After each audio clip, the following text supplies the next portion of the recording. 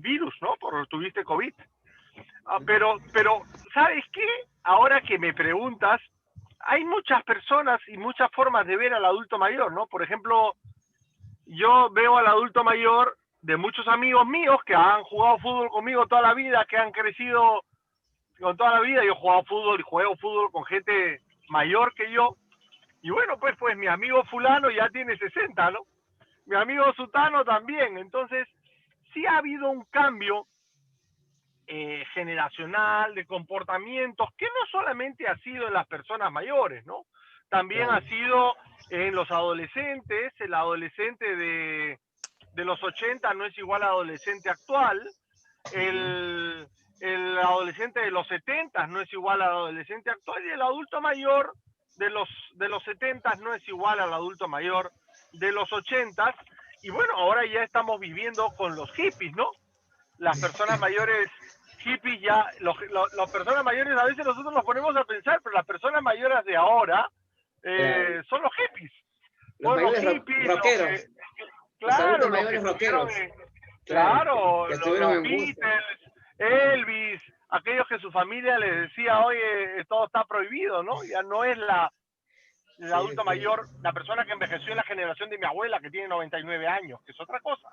Entonces, el tema es que si bien la persona mayor está cambiando, se está adecuando y de hecho ejerce muchos roles activos, dirigentes, participativos, muchas jefaturas del hogar, inclusive en las zonas rurales sobre todo, lo que no ha cambiado tan rápido es la adecuación de la ciudadanía, de la norma, de las ciudades, de los servicios, para este cambio y esta evolución tan rápida no solamente del número de adultos mayores, de la forma de ser los adultos mayores, sino de la heterogeneidad de los adultos mayores, porque al decir así, cuando yo digo niños en un nido, usted a todos los va a ver iguales y algunos se mean y se orinan y todo lo que quiera.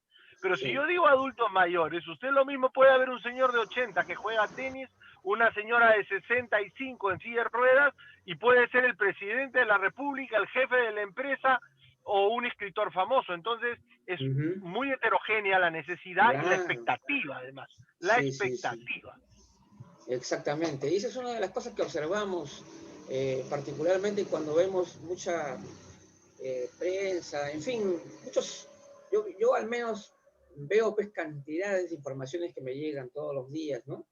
Y veo las maneras como se expresan, todo lo que nos dicen, entonces ahí me doy cuenta que todavía entre algunos profesionales siguen generalizando en exceso, por decirlo así, ¿no?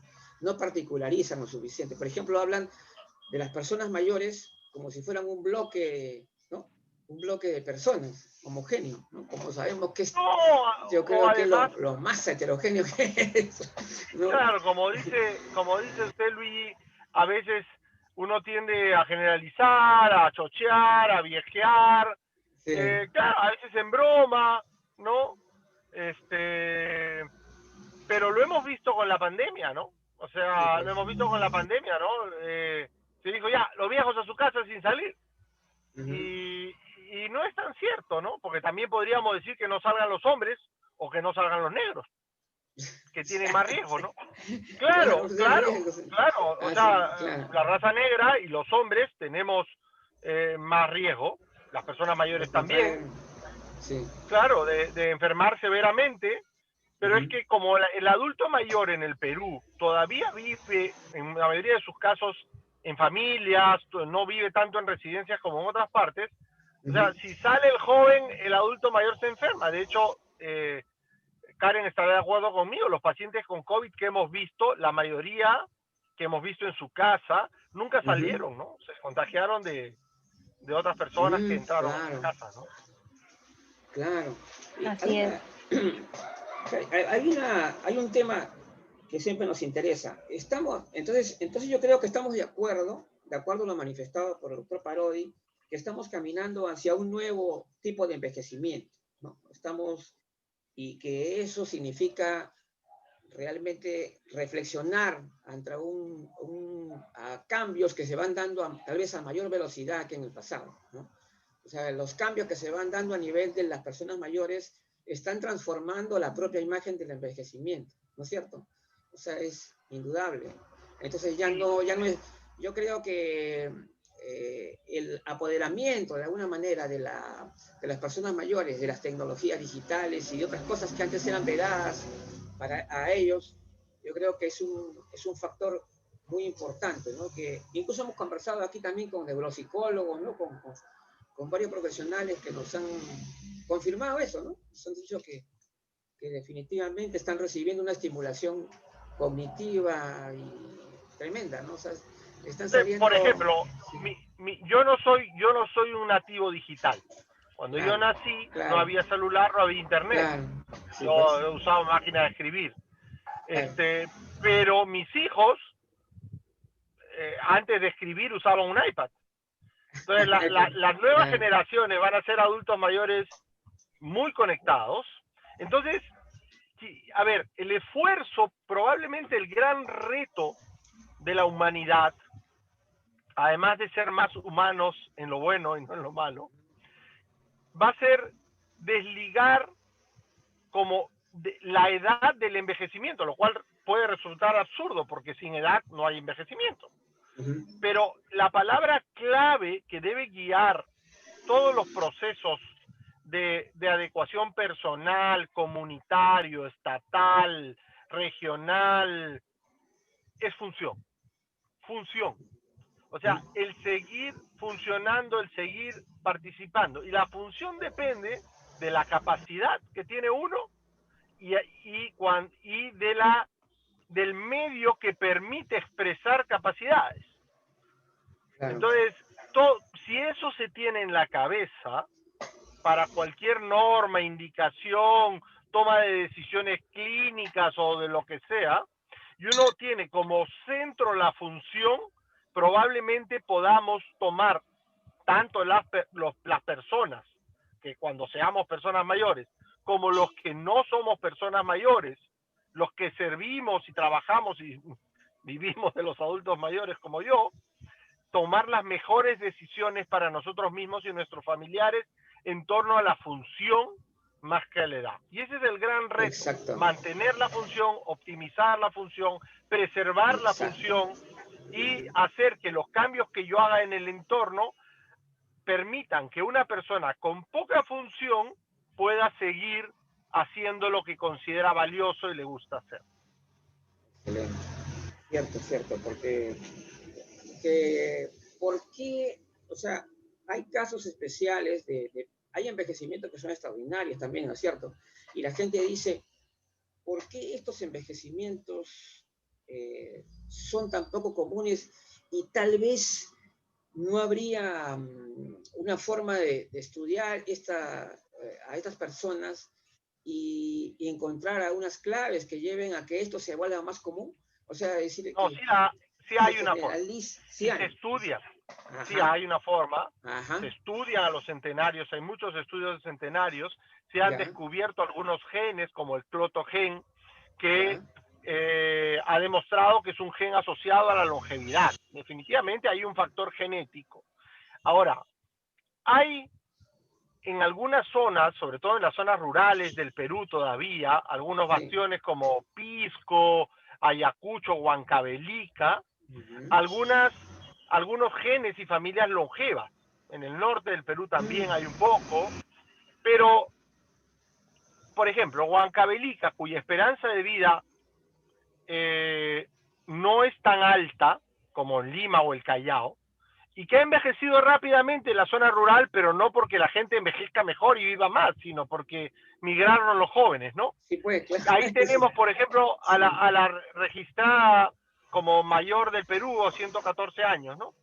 Pero, por ejemplo, ella, o mi abuela, por ejemplo, que tiene 99 años y está bastante bien, todo el mundo dice que es porque su nieto es geriatra y eso, pero la verdad es que no es así. Ha tenido una vida dura, pero ellos han tenido un proceso como de selección natural de la especie, ¿no? O sea, es decir, en zonas donde no hay muchos accesos, en esa época pues se tenía, vamos a ponerlo así, ¿no? Una camada de 15 hijos, de ahí se morían pues la mitad, y vivían los más robustos, los que eran más fuertes, el que sobrevivía a la neumonía, esos fuertes se casaban con otros sobrevivientes y tenían un montón de hijos, se morían y se sobrevivían, y entonces los que no eran robustos en su concepción genética, porque el aporte del Estado era muy pobre, el aporte de la comunidad era bastante pobre, se morían. Entonces había una selección natural de la especie de robustos casándose con robustos.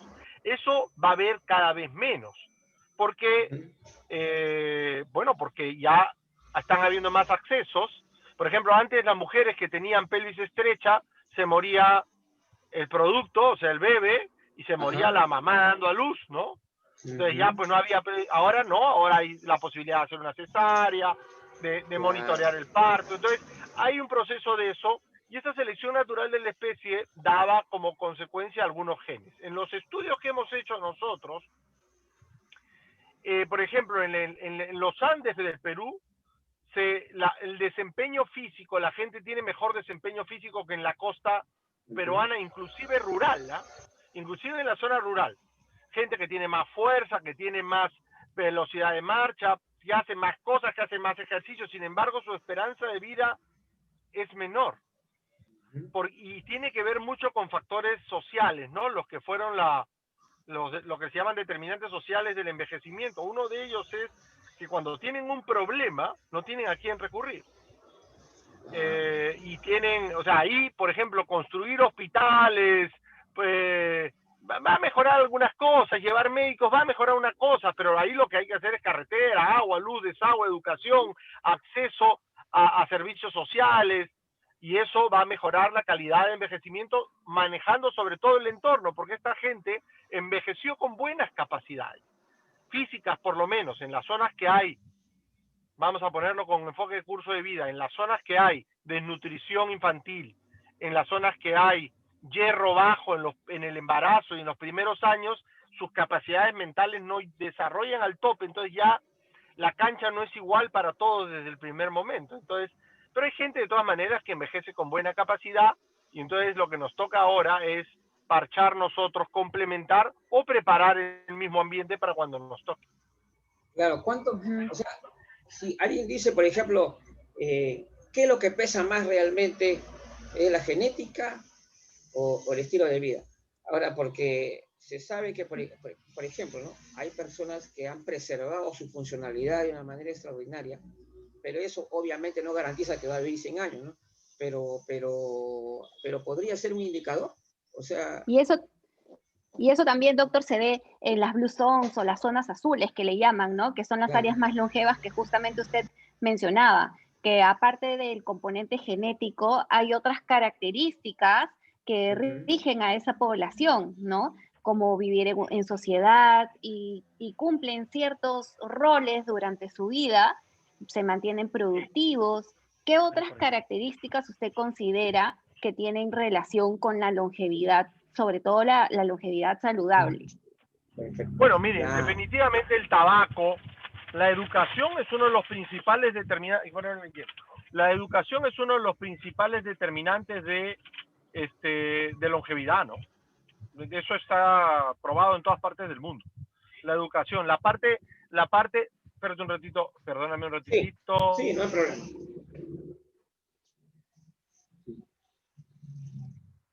Seguimos adelante. Entonces, lo que es eso, que la longevidad está dado básicamente por la educación, entre otras cosas, pero hay hábitos como por ejemplo el tabaco, ¿no? Tabaco, obesidad, esas cosas te hacen envejecer con enfermedad crónica, ¿no? Y envejecer con enfermedad crónica tiene más dificultades que si uno no envejeciera con enfermedad crónica, ¿no?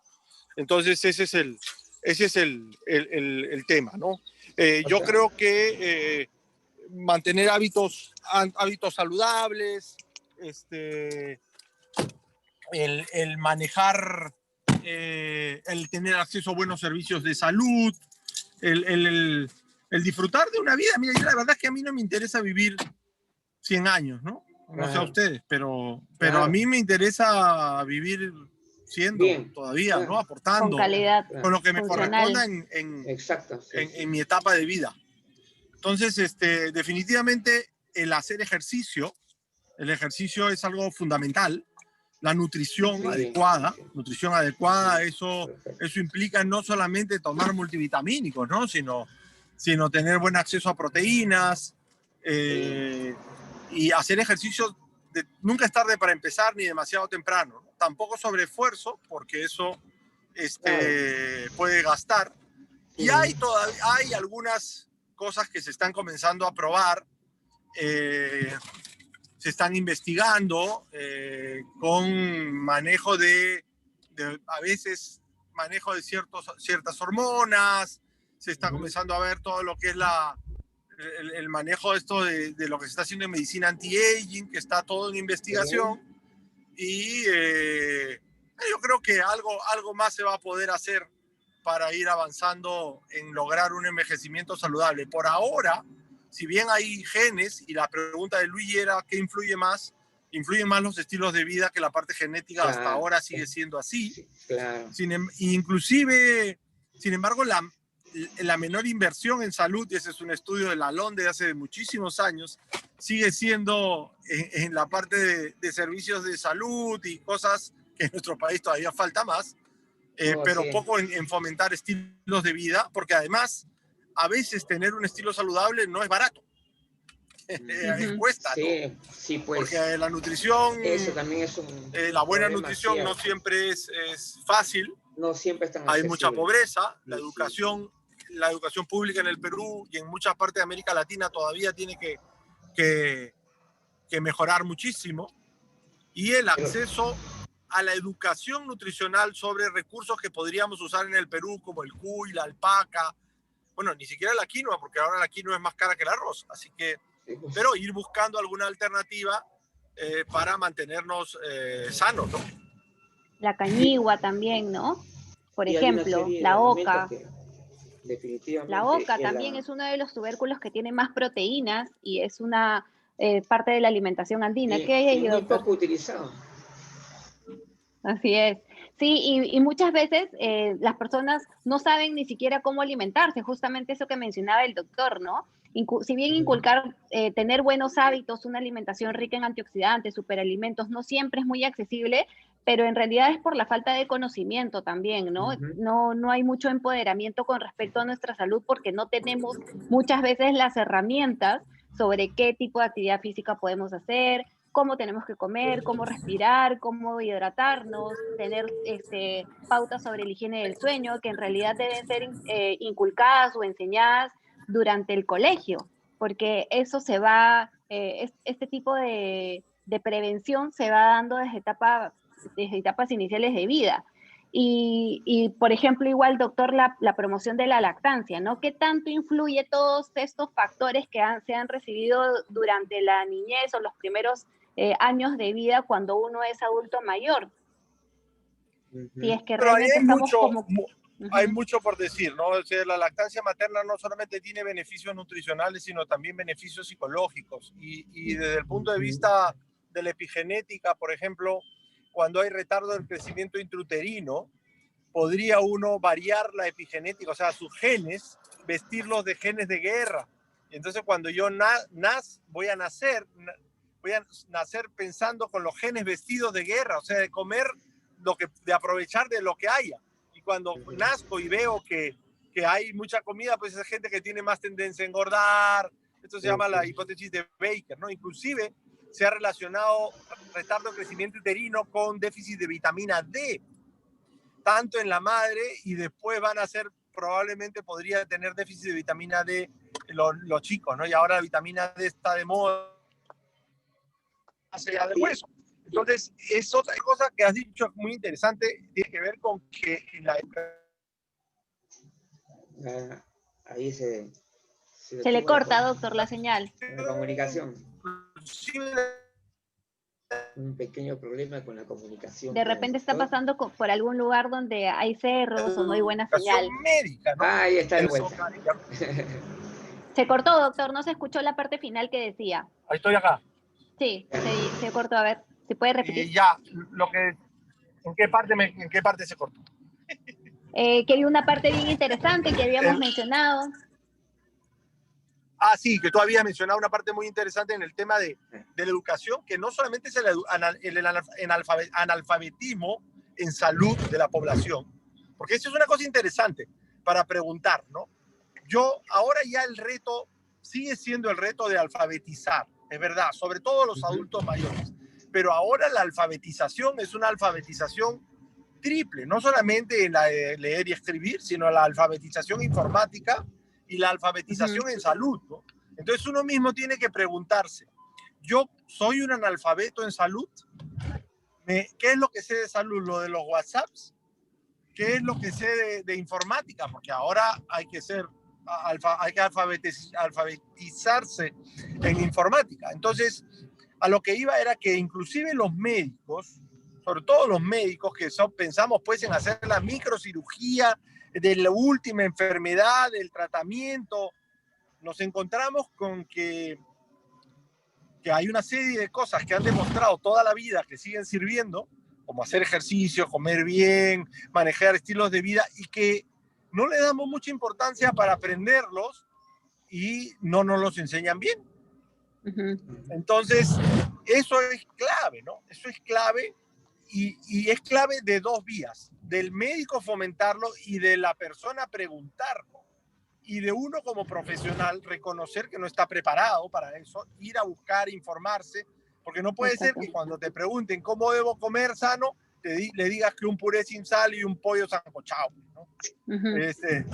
Entonces, os coma palta y dé 2 vueltas a la manzana, ¿no? Entonces, un médico tiene que estar en capacidad de poder prescribir un ejercicio o de referirlo en su momento a una persona que haga nutrición, ¿no? Y muchas veces a nosotros, a los médicos, no nos enseñan, o los cursos de nutrición son muy limitados, no nos dan esas pautas como para nosotros replicarlas a nuestros pacientes, y tenemos que ser un poco autodidactas y después empezar a buscar esa información para poder dar un buen consejo completo, ¿no? Porque no todo es fármaco. Siempre hay que acompañarlo de recomendaciones de estilos de vida, ¿no, doctor? Claro, y tenemos un problema también, que a veces son los servicios de salud, ¿no? El diseño de los servicios de salud. Bueno, a ti no te pasa, y a mí ya no, pero en una época me decían tienes que atender en 15 minutos. Y en 15 minutos, porque el señor de la clínica, del seguro, del hospital para el cual tú trabajas, te dice tienes que atender un paciente cada 15 minutos. Y cada 15 minutos es imposible. Para menos, yo no puedo, no sé si habrá alguna persona que pueda, pero si no puedo, por eso dejé de hacerlo. Para poder hacer una evaluación integral, responder todas las preguntas y tener toda la opción, ¿no? Entonces también esto es múltiple el abordaje, ¿no? En educación, y el servicio tiene que permitírtelo. Si algo te ha enseñado esta pandemia, si algo me ha enseñado a mí esta pandemia, es que lo que sabemos es poco y que tenemos que hacer medicina más que saber medicina. Pues hay muchas cosas en este momento que hemos estado haciendo con los pacientes que no tienen la evidencia suficiente, pero estamos haciendo medicina, manejando los síntomas, dando corticoides cuando había hiperinflamación, si había tendencia de anticoagulación, de procoagulación, teníamos que anticoagular, que si había algún sustento para usar ivermectina fisiopatológico, podríamos usarlo. O sea, hay que manejar al paciente, hay que hacer medicina. O sea, y ahí los habladores de auditorio, si no pueden manejar pacientes, hacer medicina, no funciona, ¿no? Ahí la medicina basada en evidencia, en ese momento muchas veces no se puede hacer, hay que construir la evidencia y eso demora, pero esto no da tiempo. Y justamente lo que menciona usted, doctor, con la teleconsulta, ahora hemos tenido que centrarnos mucho más en la anamnesis y hacer una correcta historia clínica para llegar a un buen diagnóstico. ¿Cómo le ha ido con las teleconsultas, doctor? Bueno, la verdad es que bien, me ha ido muy bien. He sido honesto en decir, mira, esta teleconsulta tengo que convertirla, como hacen los cirujanos cuando están haciendo una laparoscopía, tengo que convertirla a una presencial. Pero la verdad es que yo sí baso mi trabajo, mis errores y mis aciertos mucho en la anamnesis, ¿no? Examino, también me doy un tiempo para examinar. Pero la anamnesis es fundamental, ¿no? Hablar, preguntar, y a veces, ¿sabe qué? Ayuda también en que con esto de hacerlo por Zoom o por la plataforma que cada uno use, obliga a veces que haya 1 o 2 hijos ahí de Zapolios, ¿no? Sí. Entonces, ya están más a veces un poco Comprometidos. más comprometidos, y se les puede decir también, oye, porque hay algunos mandones, ¿no? También hijos Ajá. mandones, entonces ahí se puede hacer una conciliación mejor y evaluar a veces mejor el caso, a veces no. Me ha permitido tener muchos pacientes de provincias. Sí. Había mucha gente de provincias que la verdad es que me he sorprendido, mucha gente de provincia, gente del extranjero que estoy atendiendo, y claro, cuando no se puede lo derivo a algún colega que está fuera del Perú o dentro del Perú, ¿no? Bueno, No tan bueno bien, como la doctora Karen Bustamante, pero... Usted, doctor. Bien, la gerontóloga. Un tema interesante. El problema de la prevención.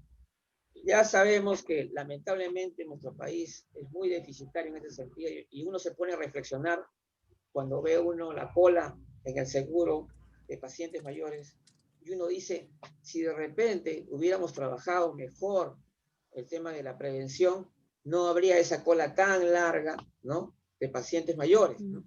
Que la gran mayoría de los pacientes que atiende el seguro. Ese es un pensamiento que podría ser cierto. Ya, hasta cierto punto, digamos. Sí, podría ser cierto, o sea, claro. Pero, a ver, yo creo que podrían, no sé si la cola disminuiría, porque muchas de las colas son solo para recoger medicinas. Ah, bueno, eso sí también. Sí. Entonces, ¿por qué viene usted? No, yo vengo por mi medicina de todos los meses. Toda la receta de todos los meses. El médico tiene tiempo para llenarle su receta, poner el sello y el pata va a recoger su medicina. Entonces, muchas de las colas son por esa, ¿no? Otras de las colas son porque yo soy asmático, tengo artrosis y tengo osteoporosis y tengo hipertensión.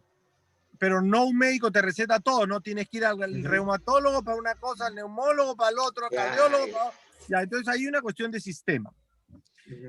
Pero, a ver, lo que sí podría pasar es que muchas de las personas que tienen condiciones crónicas de salud llegarían mejor. Es decir, detectándolo, primero previniendo, sí, pero al aumentar la esperanza de vida, lo lógico es que vayan a aumentar de todas maneras las condiciones crónicas de salud.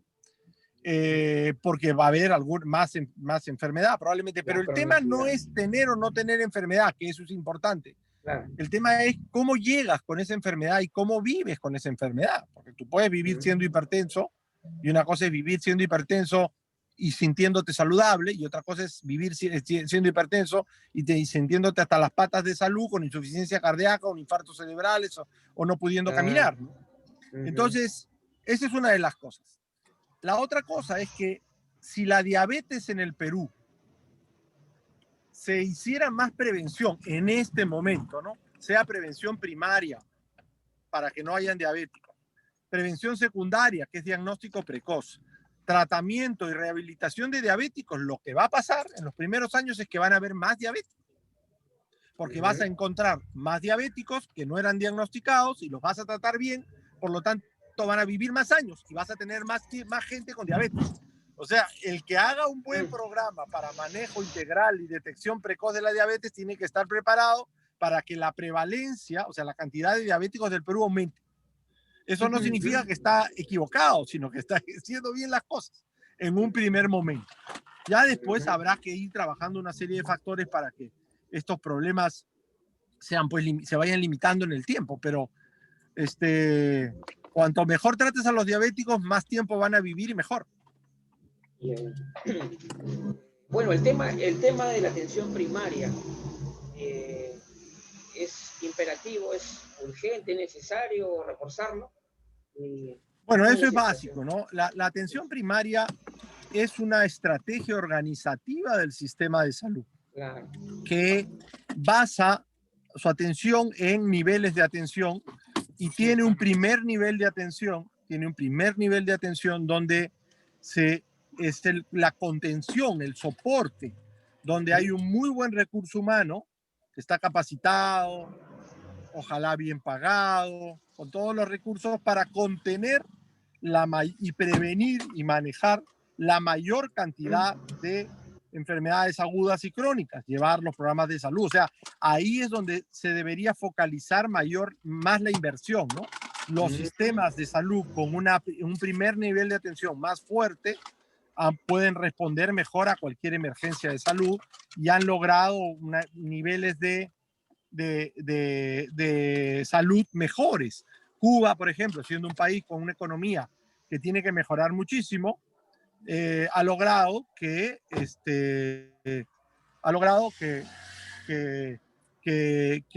pueda tener un buen nivel de atención, ¿no? Y otros países como Costa Rica.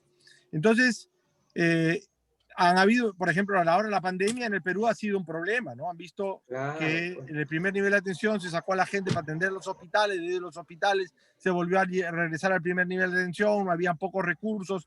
Entonces, yo la verdad es que no quisiera estar en los zapatos de Pilar Macetti, porque claro, es fácil criticar, ¿no? Pero yo desde acá hay que reconocerle una cosa. Bueno, los que la conocemos sabemos la calidad de profesional que es, pero hay que reconocerle primero valentía, porque hay que tener los pantalones bien puestos, los ovarios bien puestos, para ponerse y pararse ahí en una circunstancia de salud tan complicada y políticamente tan complicada. Después, en un tema además que no era el de ella, ¿no? Porque ella es una experta neuróloga y todo, ¿no? Pero sabe de gestión. Y además con un sistema de salud que tenía un presupuesto de los más bajos de América Latina y que lo poco que tenía de dinero, el año 2019 no ejecutó ni el 50%. O sea que encima que tenemos poco dinero, no lo usamos o lo usamos mal. Entonces, para regresar al primer nivel de atención, ¿qué cosa mínimamente debería tener para las personas mayores un buen nivel de atención? Una garantía de vacunas. Influenza, neumococo, que felizmente ya tenemos, difteria, tétano, pertussis, la celular, y bueno, no, herpes es demasiado ambicioso. Y debería tener una evaluación periódica de salud y debería también tener una excelente asesoría en estilos de vida. Los profesionales de salud que trabajan con nosotros en el primer nivel de atención, muchos de ellos están muy mal pagados y tienen poco acceso a capacitación actualizada. Entonces, se usan los mismos criterios para niños que para adultos mayores. Algo cambió, por ejemplo, en la nutrición de las personas mayores, que la cantidad de proteínas en una época se restringía, la gente tenía miedo del riñón, oye, no come esto, no comas el otro, y ahora, como decía Karen hace un momento, se necesita más cantidad de proteínas. Bueno, pues así que la atención primaria es un reto de todos, porque no solo depende del servicio de salud. Yo creo que la atención primaria necesita fundamentalmente actividad de los gobiernos locales y de las personas activadas, proactivas, activas en el cuidado de su salud. Y felizmente ahora hay algunos cursos que son cursos de autocuidado que son basados en evidencias, han demostrado que funcionan, que pueden activar a la gente para ser proactiva con su salud, es decir, lo vuelve sastres que entallan y comienzan a entallar y pedir los ajustes para que entallen el saco del servicio, entallen el servicio a la medida de sus necesidades. Ya no solamente esperar que venga la doctora Karen Bustamante y haga un diseño y cambie el servicio de salud, sino que desde abajo, entre comillas, de la misma gente vaya adecuando y moldeando, solicitando lo que necesita. Exacto. Karen, algo más, porque yo voy a justamente tocar el tema de la gerontología. Sí, es como un empoderamiento de la salud, lo que refiere el doctor, ¿no? Que cada uno también es responsable de su salud y de la prevención de que no aparezcan los problemas crónicos degenerativos, ¿no? La inflamación crónica de bajo grado, los malos estilos de vida, el sedentarismo, todo eso condiciona a que a futuro tenga consecuencias que de repente puedan ser irreversibles o más difíciles de tratar, incluso más gastos económicos para el paciente y para toda la familia, porque cuando se enferma el paciente hay una repercusión en todo su entorno y finalmente una afección global, ¿no? Y bueno, sí, yo también quería tocar el tema de la gerontología, pero adelante, Luigi. Yeah. Bueno, vamos a ver.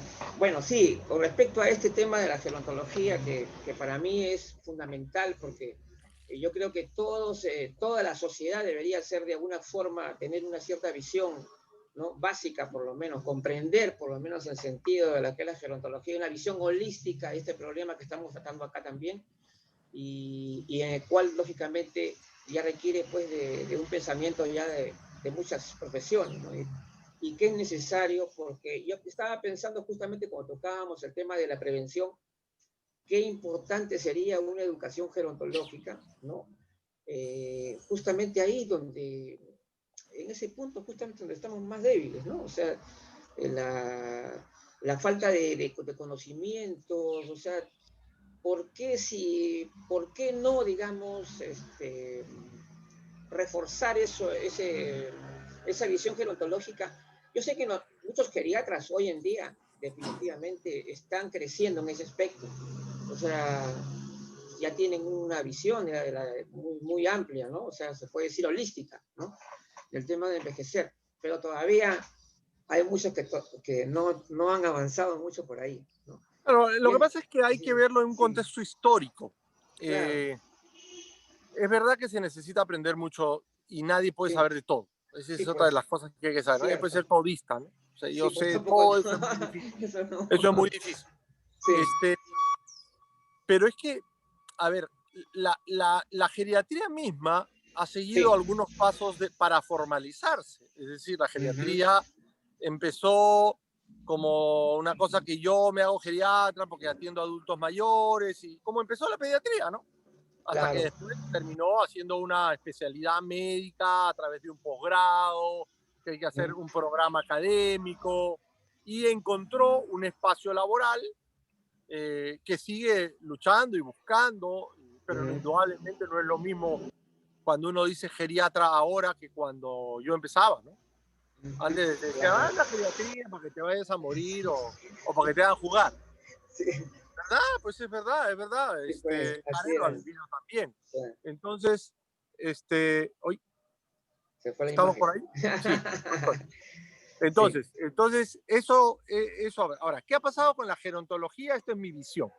Lo que pasa es Ujú, que la gerontología está en un proceso, yo creo, de evolución ujú, y cierto. de encontrarse un espacio, Ujú, porque ayuda se necesita, pero por ujú, ejemplo en el Perú, primero en América Latina, cuando hablas de gerontología en América Latina, puedes hablar hasta de sinónimo de la geriatría, ¿no?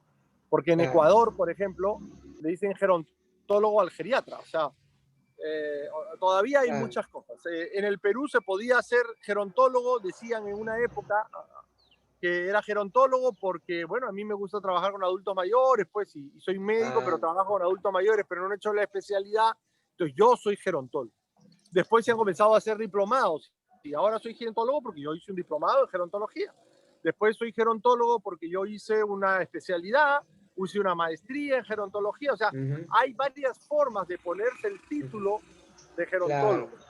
Y ahora hay una carrera en varios países de América Latina y en el Perú también de gerontología. O sea, yo voy a la universidad de pregrado, termino el colegio y estudio gerontología. Ujú, Pero hasta en Estados Unidos ya está un poco más logrado, ¿no? Pero todavía ujú, en América Latina está la discusión de cuál es el espacio, ¿no? Yo he escuchado alguna claro. vez decir, el gerontólogo es como la palta, ¿no? No se sabe si es vegetal o fruta.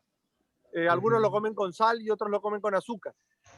ujú, Pero indudablemente es un profesional que con todas las funciones que podría llegar a tener y el potencial que tiene un profesional de gerontología, en mi visión, como gestor de claro, casos, claro, claro. en el trabajo de campo, como gestor de Ujú, casos, y quizá después ya en la parte eh, organizativa, política, después, ¿no? Puede ser, sí, también. Pero se trata de ajustar un poco más las competencias de la formación y de ubicar ujú, un lugar para trabajo, porque muchos de ellos exacto. pues no han llegado Sí, a tener, pues. lamentablemente, han estudiado una carrera, entonces dice, oye, ¿eres profesional de salud? No, soy un profesor de social. Sí, desde mi punto de vista es un profesional de las ciencias sociales, que Ujú, tiene un gran rol en el manejo y prevención de la salud. ujú, Y creo claro. que hay una gran oportunidad para, para seguir ajustando un espacio de trabajo para los profesionales de la gerontología. Ujú. Ese es mi punto de vista. Ahora, sí creo Sí. que mientras esto va sucediendo, se necesita muchísimo profesionales de las ciencias sociales, o sea, gente que sea periodista, antropólogo, sociólogo, filósofo, abogado, no sé, pues, demógrafos, ¿no? Claro, claro. Gente que haya estudiado una profesión y se dedique a la gerontología, o sea, que trabaje en ciencias sociales y envejecimiento. Sé que se ha formado recientemente en América Latina un grupo de profesionales de las ciencias sociales que trabajan con envejecimiento, que enseñan envejecimiento, o sea, son profesores e investigadores de sus respectivas profesiones en el tema de envejecimiento. Entonces eso me parece a mí muy interesante. Excelente. Muy Sí, interesante. sí. Claro, me parece excelente la apreciación, porque claro, tenemos algo, nos falta mucho por hacer, pues sin duda en el país, y es que es una de las cosas más notorias para mí, es que el Estado mismo, ¿no? El Estado peruano no tiene pues personas con visión gerontológica, por decirlo de alguna forma, y por ello es que las políticas públicas casi siempre caen en lo mismo, tienden a ser siempre puramente asistencialistas, o de repente lo quieren solucionar totalmente con un tema de una ley, ¿no? Cuando en realidad es mucho más que eso lo que tenemos que hacer, ¿no? Entonces tenemos que hacer gerontología educativa, por ejemplo, ¿no? O sea, tenemos que enseñar a envejecer a la gente, ¿no? O sea, se debería enseñar desde chico ya a entender que todos estamos en ese proceso, y en eso estamos bien lejos. Hay una militancia ciudadana, Sí. que a mí me parece que las personas mayores deberían tener un rol fundamental en militancia ciudadana. Claro. Esto significa, por ejemplo, mi amiga, profesora y querida Marta Peláez, pues es una autoridad en el tema de gerontología y geriatría, salud pública en el mundo. Ahora en las elecciones de Estados Unidos ella ha estado activamente, no diciendo por quién votar, pero sí promoviendo que la gente vote, que ejerza. Entonces yo creo que las personas mayores tienen una gran oportunidad en volcar y expresar su opinión haciendo militancia y enseñarnos a los más jóvenes a votar bien, pues, ¿no? Porque la verdad es que muchas de estas expresiones de la política y gobernantes o congresistas, buenos o malos que tengamos, son los que nosotros hemos elegido. Entonces, si uno hace militancia, se pone de acuerdo, se asesora bien en lo que necesita y cuáles son las expectativas de las personas mayores, eso no significa que salga alguien a decir, pobrecito los viejitos, y que les voy a regalar sus ropones. Uno podría hacer una militancia ciudadana en pro de determinados logros sociales para este grupo poblacional, ¿no? Y hablando, doctor, de la gerontología, en realidad mi opinión es que mientras más personas, más profesionales o más personal social esté enfocado en los adultos mayores, en las personas mayores, en qué es cuáles son las necesidades que tienen, y que se dediquen su trabajo y tengan vocación de servicio con respecto a las personas mayores, mejor va a ser para todos, porque finalmente estamos preparando a una sociedad que nos va a recibir cuando nosotros seamos mayores. Exacto. Y que también va a cuidar de los mayores que tenemos actualmente.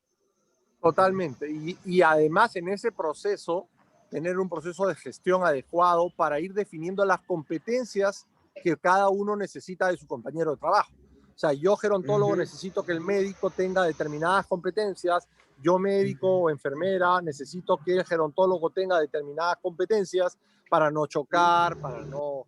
Porque al final, bueno, ahora somos humanos, ¿no? Y entonces acá también a veces se lucha por puestos de trabajo.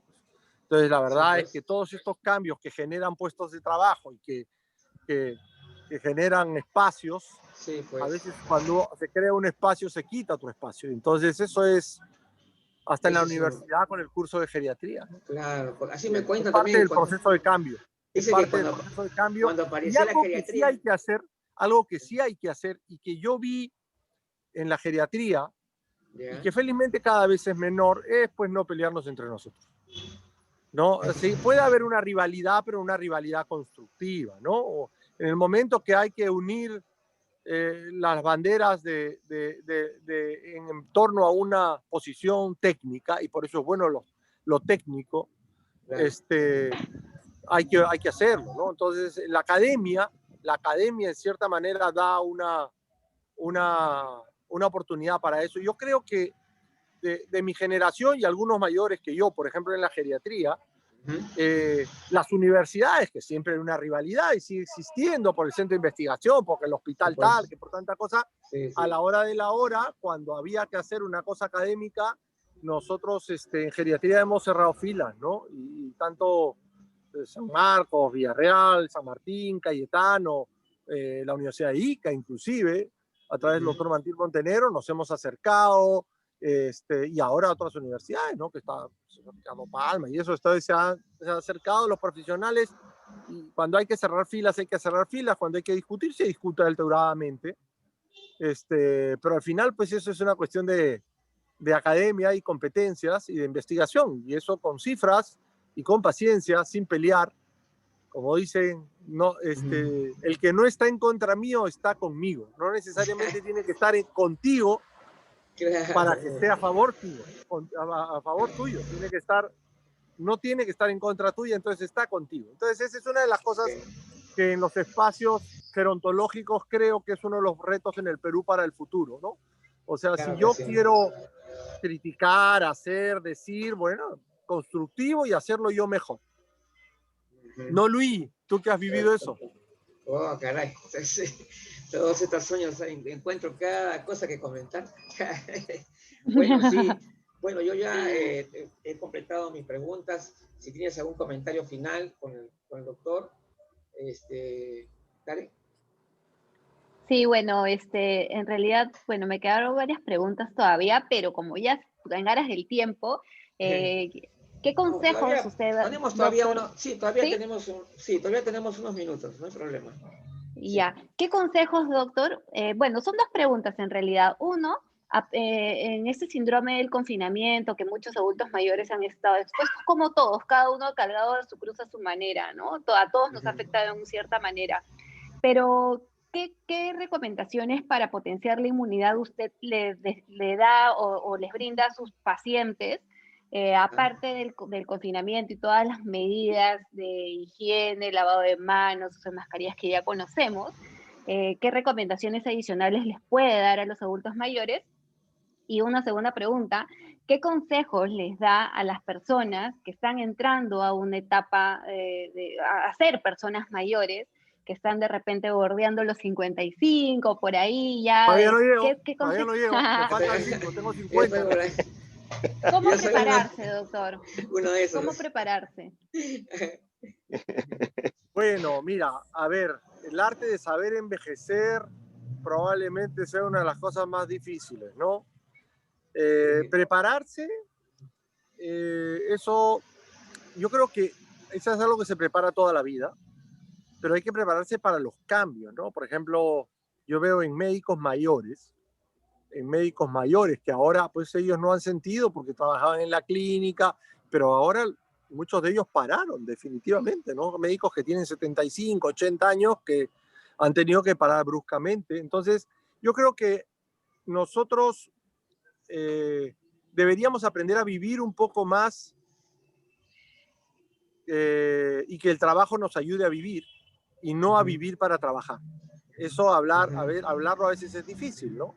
Y esto significa pues la posibilidad de tener un hobby, alguna cosa que me guste, algún emprendimiento, porque significa, por ejemplo, yo quise hacer un emprendimiento, hay gente que, por ejemplo, hay algunos, por ejemplo, Mariaté, vamos a hacerle con propaganda. Mariaté, esto de dulces, Mariaté comenzó a hacer dulces siendo adulta mayor, ¿no? La Casa del Alfajor también, o sea, hizo un emprendimiento siendo un adulto mayor. Entonces, busca alguna posibilidad. ¿Qué cosa? Primero, tener opción para seguir aprendiendo algo.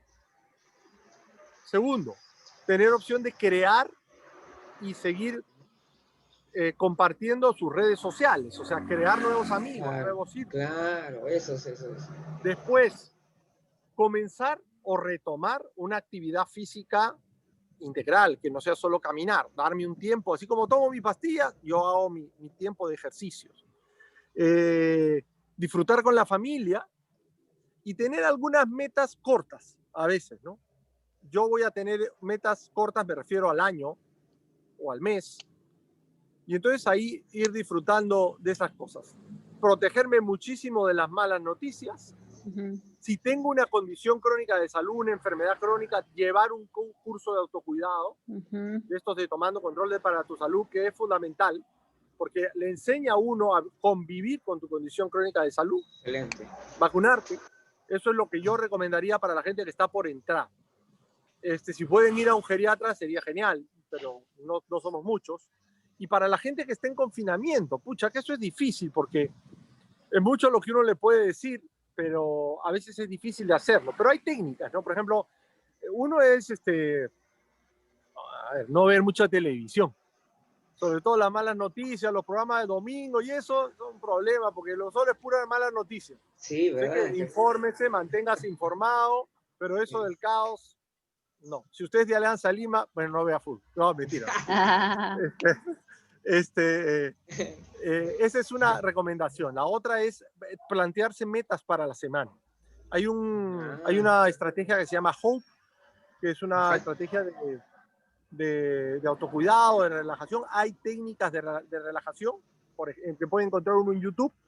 Hay estrategias de mindfulness guiado, que ha demostrado que funciona. Pueden buscar ¿cómo se llama? La meditación guiada, pequeña, así se llama. Pequeño silenciamiento del Padre Ignacio Larrañaga para los que son católicos. Si quieren aprender a tocar un instrumento, ahora se puede aprender a tocar un instrumento por Zoom. Aprendan computación. Esas son mis recomendaciones. Tengo un momento de silenciamiento y de imaginarse. Esa se llama técnica de visualización. Es decir, si yo quiero estar en la playa, me imagino en la playa, cierro los ojos y voy teniendo todas las sensaciones de estar en la playa, ¿no? Que viene el escucho la gaviota, viene el me mojo, está frío, no está frío, huelo la playa. Entonces, esos son momentos de silenciamiento, asegurar su medicina que le toca. Eso sería mi recomendación. Y bueno, pues rezar. Si son católicos, recen por los que no están, por los que hay momentos que son muy duros. Hay gente que ha perdido hijos, hay gente que ha perdido familias enteras, y eso, el tiempo y la compañía familiar, ¿no? Eso es más o menos lo que uno puede decir. Claro, hacer ejercicio, ¿no? Hacer ejercicio es fundamental. O buscar un grupo. Yo tengo muchas personas que atiendo, que hacen marinera, que están haciendo baile por Zoom, otros que están haciendo los videos del Bibi Frail, otros que, bueno, van a Bambú, ¿no? Pero o sea, no haga que la panza crezca y que no pierda músculo. Levántense en la mañana y tóquense la patrulla, las yucas, y vea que eso esté fuerte. Si las yucas están fuertes, eso está bien. Mejoren su tiempo de pararse y sentarse en una silla, ¿no? Siéntese usted en una silla, cruce los brazos y puede pararse rápido, haga ejercicio así y pida asesoramiento, por supuesto, para esas cosas. No haga mucho caso con lo que recetan por internet, pero puede preguntarle a su médico que le haga una prescripción anticipada, ¿no? Doctor, si tengo fiebre, ¿qué puedo tomar? Doctor, si hago esto, ¿qué esto? Doctor, ¿qué puedo hacer esto? ¿Qué hago? Eso sería. Excelente, doctor. Gracias. Sí, de verdad que todo lo dicho por el doctor Parodi. A ver, Luigi, ¿le puedo hacer una pregunta al doctor? Sí, claro. Adelante. Ya, hola. Gracias, Luigi. Bueno, primeramente para agradecerle al doctor, porque es un deleite escucharlo. Realmente. Dígale eso a mi esposa. Lo he visto en 2 oportunidades al doctor. Una presencialmente y ahora que estamos en la era virtual, virtualmente, ¿no? La primera fue cuando se hizo una presentación de Bambú, cuando recién iba a ser su primer edificio, y en una estuve conversando con él, y en esa conversación, que solamente nos duró apenas 2 minutos, me dio una clase. En esa clase me dijo, está bien. Cuidado con los adultos mayores, porque los mayores a veces no presentan fiebre cuando tienen algún problema de infección.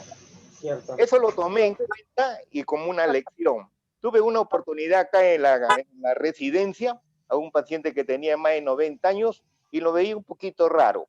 Le tomo la temperatura y tenía 37,5. Llamé a la familia para que vengan y se hagan caso de él y se lo lleven pues ya vino la ambulancia, le tomó su examen y efectivamente dijo, no, es observación, hay que llevarlo. Se lo llevaron y lo internaron en el hospital.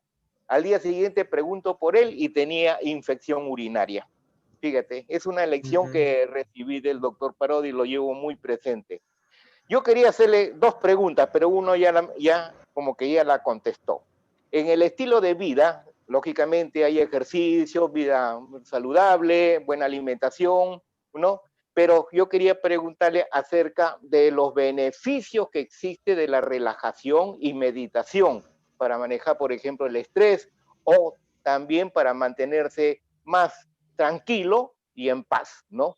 Y otra de las preguntas que hoy en día, con esta cuestión de la vacuna, hay una proliferación de opiniones que más teníamos miedo de salir de la casa, ahora tenemos miedo por la vacuna.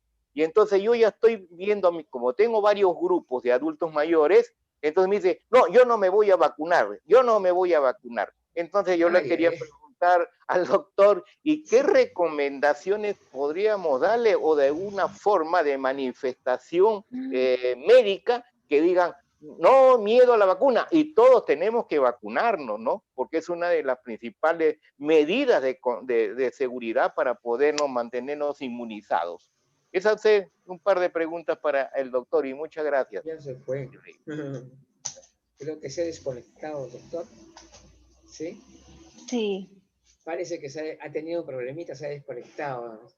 Ay, caramba, ya. Bueno, pero realmente sí hay una parte en el que recuerdo cuando si lo escuchan nuevamente a la hora que sale ya la grabación, hay una parte donde se ha referido justamente al mindfulness y otros tipos de relajación.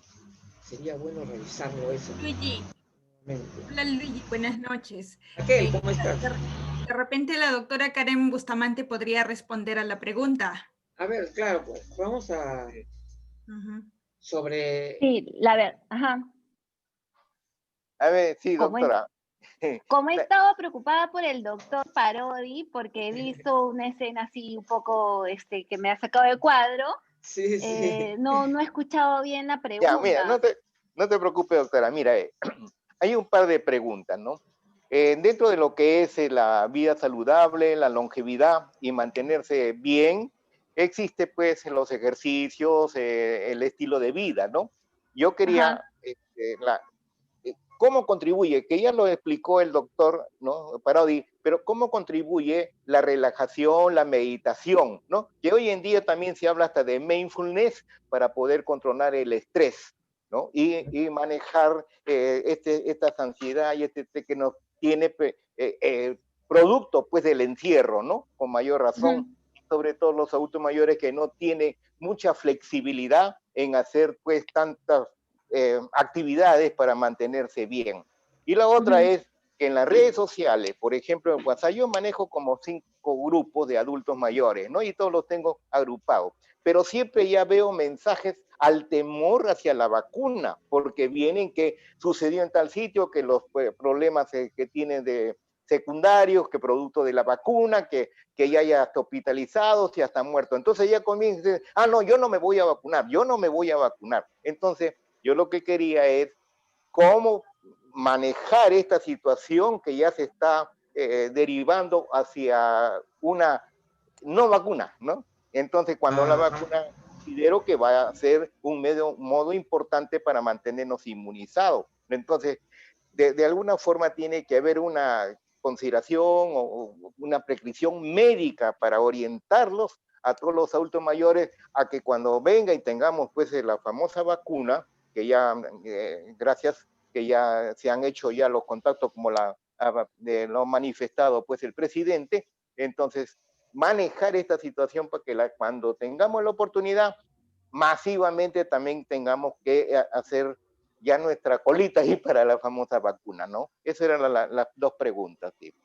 Ya, con respecto al síndrome del confinamiento que causa un estrés, ya sea físico o mental, esto genera un estado proinflamatorio, porque cuando uno está estresado, empiezan a haber hormonas de estrés o proestresantes circulando en el cuerpo, como cortisol, aumentan los marcadores inflamatorios en general, se activan todos los sistemas de alerta. Y esta inflamación aguda, que se puede volver crónica dependiendo de cuánto tiempo dure este confinamiento y este estrés, puede generar una repercusión en el sistema inmunológico.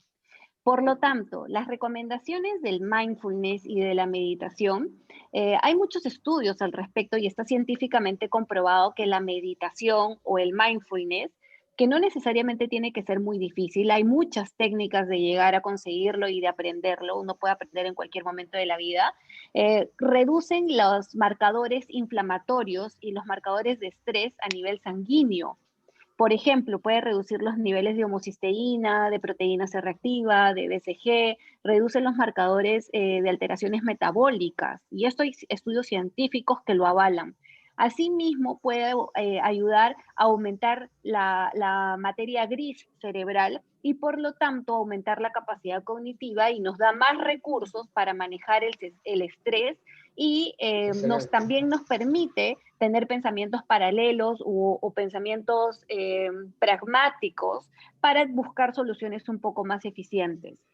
Entonces, cuando hay síndrome del confinamiento, hay una inflamación corporal que repercute en el sistema inmunológico. Por eso el síndrome del confinamiento, la ansiedad y la depresión nos baja la inmunidad.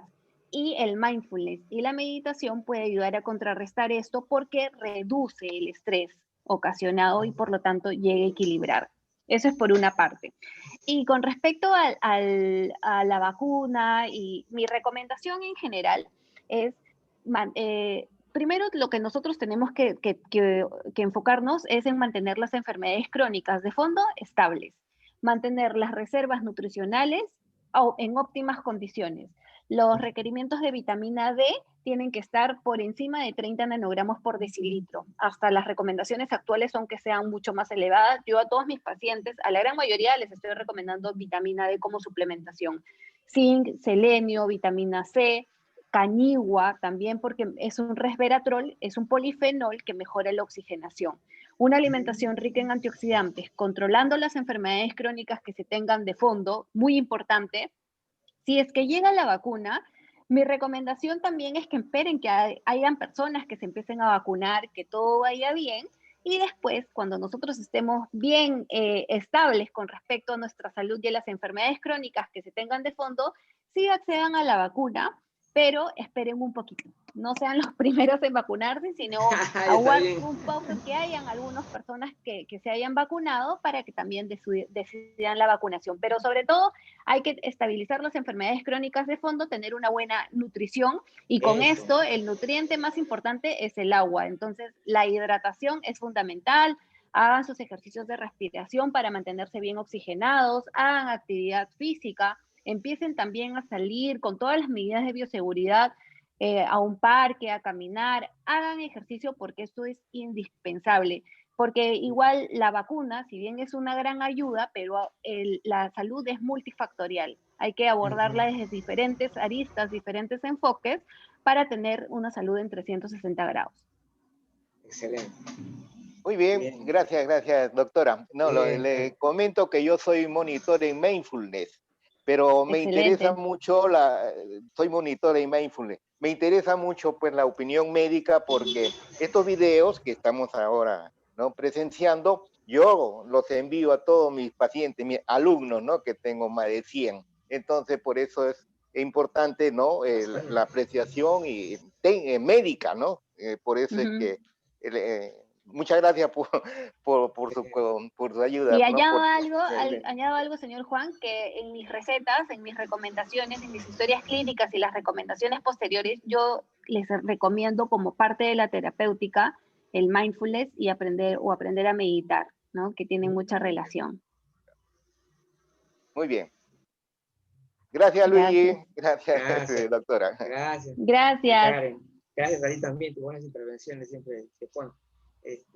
Bueno, bueno, solamente yo para recordar de que la próxima semana tenemos a la magíster Rosario Mocarro Aguilar, que ella es enfermera y tiene la especialidad en gerontología y geriatría. Y eso, bueno, va a dar un punto de vista bien interesante también de la situación, ¿no? Del punto de vista del profesional de la enfermería peruana. Entonces, y aparte también vamos a tener al voluntariado surcano, que es un grupo de personas mayores que trabajan en coordinación con la Municipalidad de Surco y que realiza una gran labor social que es muy, muy importante destacar. Bien, Karen, te dejo en tus manos. Perfecto. El Bueno, programa, muchas gracias. La finalización del programa. Gracias, les agradezco su participación, estar aquí. En realidad para nosotros es muy importante su presencia y bueno, esperamos contribuir igual a la sociedad con Luis, bueno, con el doctor José Francisco Parodi, que se ha tenido que retirar, pero ha sido bastante provechoso estar en contacto aquí todos nosotros y les mando un abrazo y ya pronto nos volveremos a encontrar. Gracias. Hasta la próxima semana. Un abrazo. Gracias. Sí. Realmente, Luis, como para empezar el año, sí. Vamos bien, ¿ah? ¿Eh? Muy interesante, muy ilustrativo. Sí. Y ¿no? vamos a seguir así. Sí. Este es un reto, ¿no? Porque si empezamos bien, tenemos que seguir en avance. Todos los demás programas, ¿no? Temas variados y con buenos enfoques, ¿no? Por eso es importante. Muy bien, muy interesante. Ya. Sí, bueno, gracias, Luis. Hasta luego. Gracias, un abrazo. Gracias, doctora. Hasta luego. Hasta pronto. Hasta el próximo programa.